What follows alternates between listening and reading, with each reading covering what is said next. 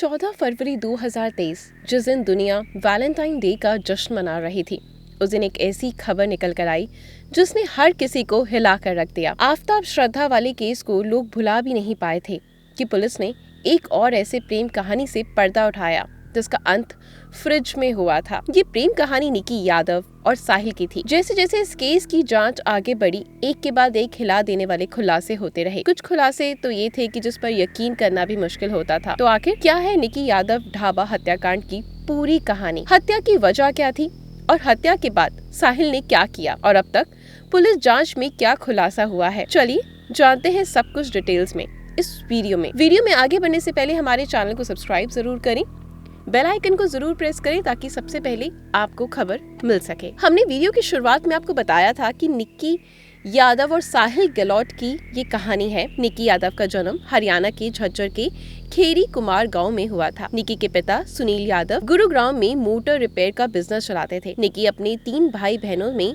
सबसे बड़ी थी। निकी की शुरुआती पढ़ाई लिखाई हरियाणा के झज्जर में ही हुई थी, लेकिन आगे की पढ़ाई के लिए वो दिल्ली चली आती है। दिल्ली में रहते हुए 2018 के आसपास निकी मेडिकल एंट्रेंस के टेस्ट NEET की तैयारी करने लगती है। तैयारियों के लिए निक्की ने उत्तम नगर के एक नामी कोचिंग में एडमिशन करवाया। निक्की रोज कोचिंग एक ही बस से जाया करती। रोज आते जाते इसी बस में उसकी मुलाकात साहिल नाम के एक लड़के से होती है। साहिल गहलोत दिल्ली के नजफगढ़ इलाके का रहने वाला था। साहिल स्टाफ सिलेक्शन कमीशन यानी SSC एग्जामिनेशन की तैयारी कर रहा था और वो भी उत्तम नगर के ही एक कोचिंग में पढ़ने जाया करता। दोनों रोज एक ही बस में एक ही समय पे जाते, इसलिए पहले बस में साहिल और निकी की आंखें मिलती और फिर धीरे धीरे दिल भी मिलना शुरू हो गया। बातचीत होते होते दोनों में दोस्ती हो जाती है और ये दोस्ती समय के साथ प्यार में बदल जाती है। कुछ खबरों के मुताबिक कथित तौर पर जब दोनों प्यार में पड़ते हैं तो एक ही अपार्टमेंट में लिविंग रिलेशनशिप में रहने लग जाते हैं। हालांकि इसी बीच कोरोना वायरस के प्रकोप की वजह से दिल्ली समेत पूरे देश में लॉकडाउन लग जाता है और कोचिंग संस्थान भी बंद हो जाते हैं। इसी कारण दोनों अपने अपने गांव चले जाते हैं। जब लॉकडाउन खुलता है तो फिर ये दोनों वापस साथ में रहने लगते हैं। वैसे निकी यादव के पिता सुनील यादव बेटी के साहिल के साथ लिविंग रिलेशनशिप में रहने की खबरों को खारिज करते हुए कहते हैं कि निकी कभी भी लिविंग में साहिल के साथ नहीं रहती थी, बल्कि वो दिल्ली के बींदापुर इलाके में एक किराए के घर में अपनी छोटी बहन के साथ रहती थी। खैर, एक जिम्मेदार चैनल होने के नाते हम भी साहिल और निकी के लिविंग के रहने के दावों की पुष्टि नहीं करते। समय बीतता जाता है और दोनों का प्यार और ज्यादा परवान चढ़ता है। प्यार में खोए दोनों जब अपने एग्जाम में बैठते हैं, दोनों ही नाकाम हो जाते हैं। मतलब निकी NEET क्वालिफाई नहीं कर पाती और साहिल SSC एग्जामिनेशन में सिलेक्ट नहीं हो पाता। फेल होने के बाद ये दोनों एक ग्रेटर नोएडा के Kalautia college of engineering and technology में एडमिशन लेने का फैसला करते हैं। यहाँ निकी इंग्लिश ऑनर्स विषय के साथ मास्टर ऑफ आर्ट्स में एडमिशन लेती है, जबकि साहिल फार्मेसी कोर्स में एडमिशन ले लेता है और दोनों अपनी पढ़ाई जारी रखते हैं और अपने रिलेशनशिप को भी आगे बढ़ाते रहते हैं। हर दूसरे रिश्तों की तरह इन दोनों के रिश्तों में भी कभी उतार चढ़ाव आते ही रहते थे, मगर फिर भी ये दोनों अपने रिश्ते को निभाते रहते। अब तक निकी के लिए साहिल ही पूरी दुनिया बन चुका था और साहिल के लिए निकी ही सब कुछ थी। लेकिन क्या वास्तव में ऐसा था? जवाब में है नहीं, क्योंकि बीतते समय के साथ इन दोनों के रिश्ते में जहर घुलना शुरू हो जाता है और इस जहर का इतना भयानक अंजाम होता है कि इसकी कल्पना कभी निकी ने नहीं की थी। 14 फरवरी 2023 को दिल्ली पुलिस की ओर से साहिल और निकी के संबंध में एक हिला देने वाला खुलासा किया जाता है। दिल्ली पुलिस द्वारा किए गए खुलासे के मुताबिक 11 फरवरी 2023 को निकी यादव के पिता अपनी बेटी को फोन करने की कोशिश करते हैं और निकी का फोन स्विच ऑफ आता है। इसके बाद वो निकी के साथ रह रही छोटी बहन को फोन करते हैं। निकी के बारे में पूछते हैं तो वो बताती है कि निकी गोवा घूमने गई है।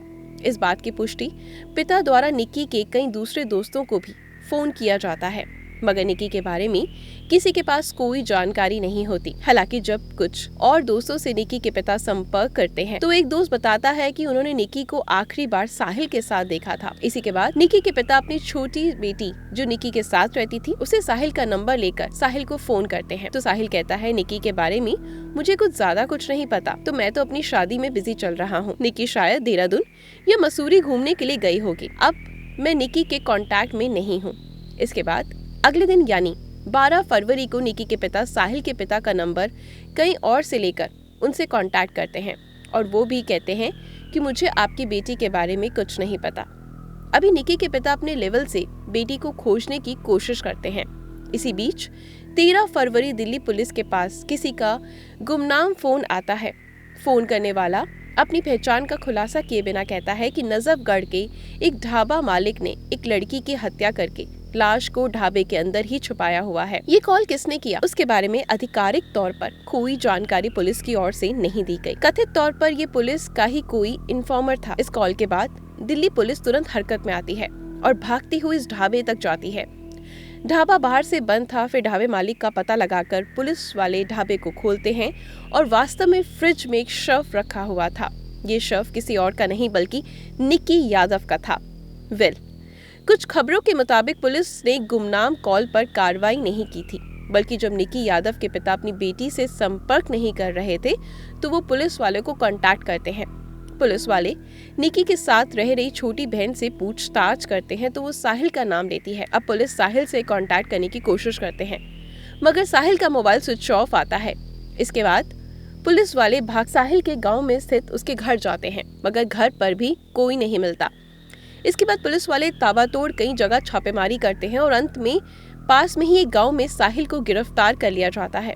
लाश मिलने के बाद मीडिया में दावा किया जाता है कि एक लिविंग रिलेशनशिप में रह रहे बॉयफ्रेंड ने अपनी गर्लफ्रेंड की हत्या करके लाश को फ्रिज में छुपा दिया। लेकिन जब पुलिस मामले की तहकीकात करती है तो कुछ बेहद ही हैरान कर देने वाला खुलासा होता है। साहिल की गिरफ्तारी के बाद पूछताछ में हुए खुलासे के मुताबिक मीडिया अब तक साहिल की लिविंग पार्टनर बता रही वो आगे की जांच में साहिल की वाइफ ही निकलती है। दरअसल 2020 में जब दोनों का प्यार परवान चढ़ा था तब दोनों ने 1 अक्टूबर 2020 को ग्रेटर नोएडा के आर्य समाज में मंदिर में पूरे रीति रिवाज से शादी कर ली थी। इस बात का खुलासा तब होता है जब पुलिस निकी के कमरे की तलाशी लेती है। वहाँ उन्हें कमरे से दोनों की शादी की तस्वीरें और सर्टिफिकेट मिलता है। मंदिर की रिकॉर्ड बुक से दोनों की शादी की पुष्टि हो जाती है। ये शादी दोनों अपनी मर्जी से कर रहे थे मगर दोनों ही अपने अपने परिवार वालों से शादी के बारे में छुपाते हैं। इस तरह समय बीतने लगता है तो साहिल पर उसके परिवार वाले शादी का दबाव बनाने लगते हैं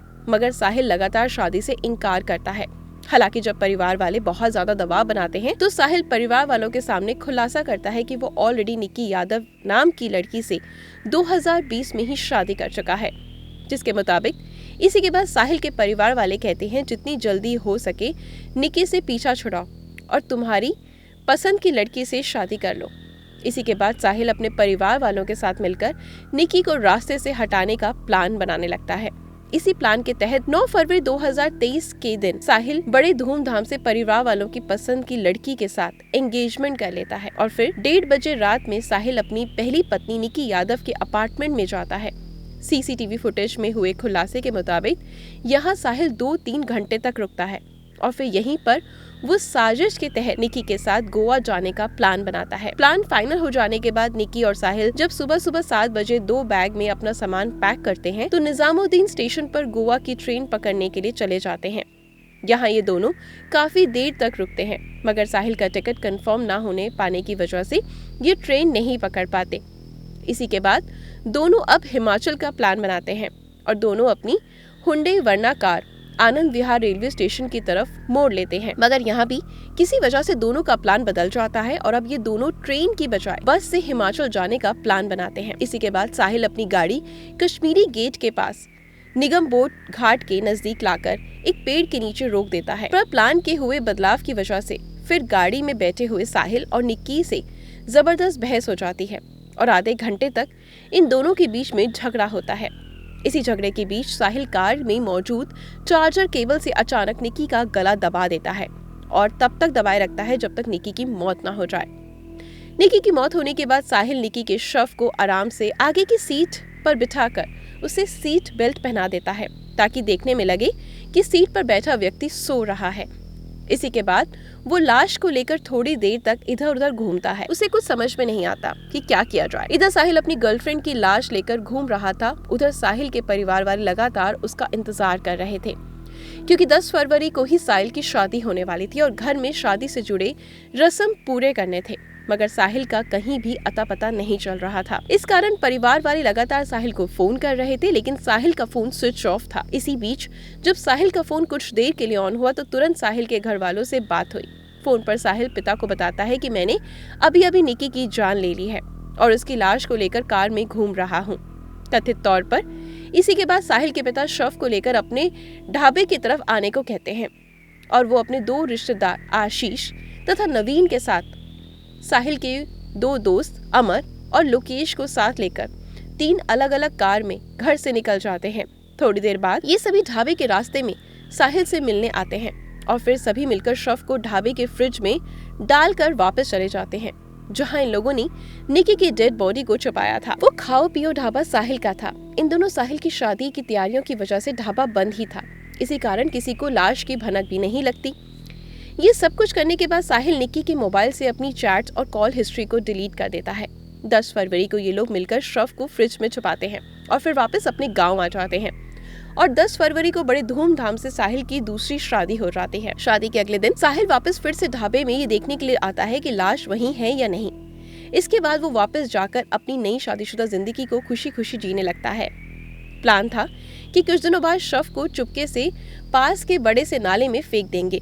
हालांकि इस बीच निकी यादव की तलाश शुरू हो जाती है, जिसकी जांच साहिल तक ही पहुंचती है और फाइनली साहिल को गिरफ्तार कर लिया जाता है। साहिल की गिरफ्तारी और लाश मिलने से जुड़ी दूसरी थ्योरी ये भी थी कि जब अचानक कॉल पुलिस साहिल तक पहुंचती है और निकी यादव के बारे में पूछती है और जब निकी के बारे में साहिल कोई भी अस्पष्ट जवाब नहीं देता तो पुलिस सख्ती के साथ पूछताछ करती है। इसी के बाद साहिल उन्हें सब कुछ सच बताते हुए ढाबा लेकर जाता है और फिर ढाबे से निकी का शव बरामद किया जाता है। निकी और साहिल के बारे में एक और कहानी है। जब साहिल की शादी तय हो जाती है तो इस बात की जानकारी निकी को एक कॉमन फ्रेंड के जरिए मिलती है। इसी के बाद जब 9 फरवरी को साहिल निकी से मिलने जाता है तो इस बात को लेकर दोनों के बीच में झगड़ा होता है। निकी कहती है कि अभी तुम इस शादी को कैंसिल करो और आज ही मेरे साथ दिल्ली से बाहर कहीं चलो।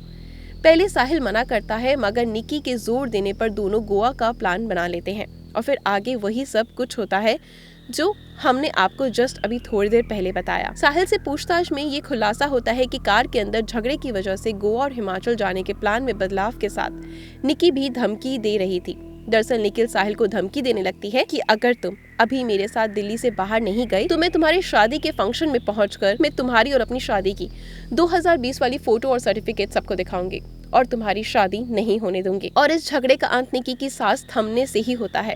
पहले तो साहिल कहता है कि उसने निकी के मर्डर को अकेले अंजाम दिया था, मगर आगे की जांच में खुलासा होता है कि साहिल के इस पूरे प्लान में साहिल के पिता, साहिल के दोस्त और कुछ 5 सदस्य शामिल थे।